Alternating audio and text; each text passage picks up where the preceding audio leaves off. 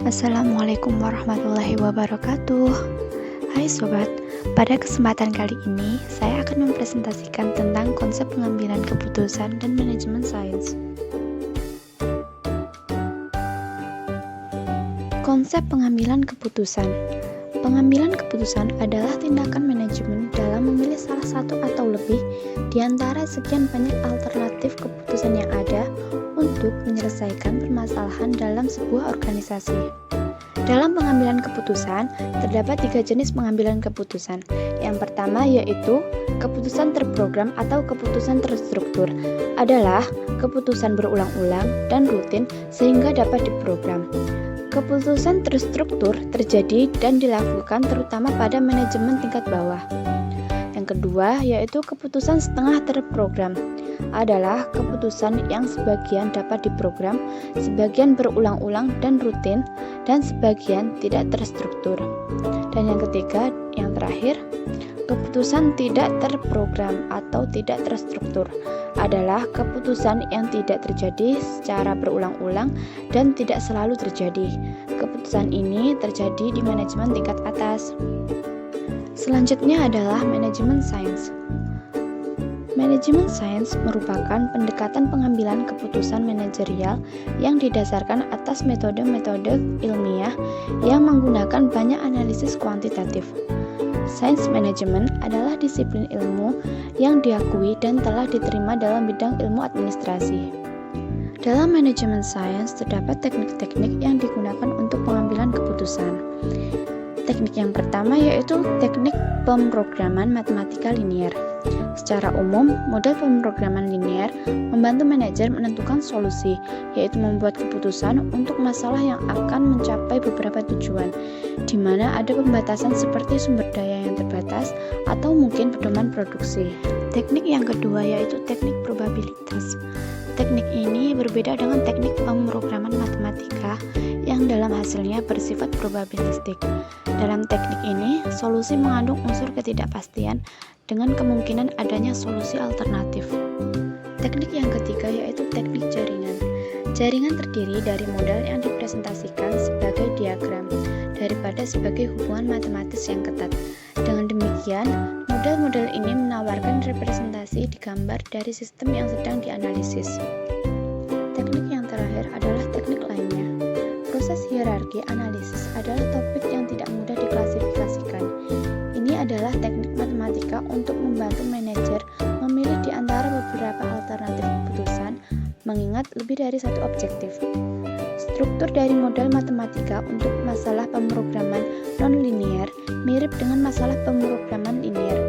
Namun, persamaan matematika dan fungsi dalam pemrograman non-linier bisa non-linier, bukan linier, sehingga membutuhkan penggunaan kalkulus untuk menyelesaikannya. Selanjutnya adalah langkah-langkah metode ilmiah manajemen sains. Yang pertama, melakukan observasi, yaitu mengenali dan mempelajari masalah-masalah yang dialami organisasi atau perusahaan agar masalah tersebut dapat dikenali dan diantisipasi. Yang kedua, mendefinisikan masalah. Masalah harus dapat didefinisikan dan dijabarkan dengan singkat, padat, dan jelas. Yang ketiga, membuat pemodelan. Suatu pemodelan secara manajemen sains yang tepat harus dibuat, yang merupakan penyajian ringkas untuk menggambarkan masalah yang sedang dihadapi. Dan yang terakhir adalah menentukan solusi. Pemecahan masalah dapat dilakukan dengan program linier, statistik, probabilitas, dan teknik jaringan lainnya. Kegunaan manajemen sains. Tidak semua teknik ilmu manajemen sama-sama digunakan oleh perusahaan bisnis dan organisasi lain. Yang paling sering digunakan tekniknya adalah pemrograman linier dan integer, simulasi, analisis jaringan, termasuk metode jalur kritis atau evaluasi proyek dan teknik peninjauan, pengendalian persediaan, analisis probabilitas, dan statistik. Upaya telah dilakukan dalam teks ini untuk memberikan pelakuan yang komprehensif dari semua topik yang umumnya dipertimbangkan dalam ilmu manajemen, terlepas dari seberapa sering mereka digunakan. Meskipun beberapa topik mungkin memiliki penerapan langsung yang terbatas, studi mereka dapat mengungkapkan cara-cara yang informatif dan unik untuk mendekati suatu masalah dan seringkali dapat meningkatkan pemahaman seseorang tentang proses pengambilan keputusan. Contoh studi kasus. Seorang manajer suatu perusahaan dalam mengambil keputusan memerlukan usaha atau cara yang maksimal dan seefisien mungkin. Namun, dalam mencapai tujuan tersebut terdapat banyak kendala atau batasan yang terjadi. Misalnya, untuk mencapai target produksi dan penjualan akan ditemukan beberapa kendala, yaitu bahan baku yang kurang mencukupi, biaya produksi meningkat sesuai inflasi, SDM yang belum kompeten, dan lain-lain. Secara umum, tujuan perusahaan yang paling sering adalah mencapai laba atau keuntungan maksimum dengan biaya yang seminim mungkin.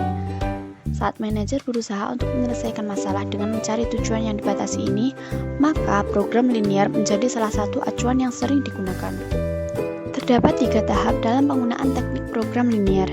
Yang pertama yaitu, masalah harus dapat diidentifikasi sebagai sesuatu yang dapat diselesaikan dengan program linear. Yang kedua, masalah yang tidak terstruktur harus dapat diselesaikan dalam model matematika sehingga menjadi terstruktur. Dan yang terakhir, model harus diselesaikan dengan teknik matematika yang telah dibuat. Nah, itu tadi sedikit penjelasan mengenai konsep pengambilan keputusan dan manajemen sains. Semoga bermanfaat. Sampai jumpa lagi di video selanjutnya ya. Assalamualaikum.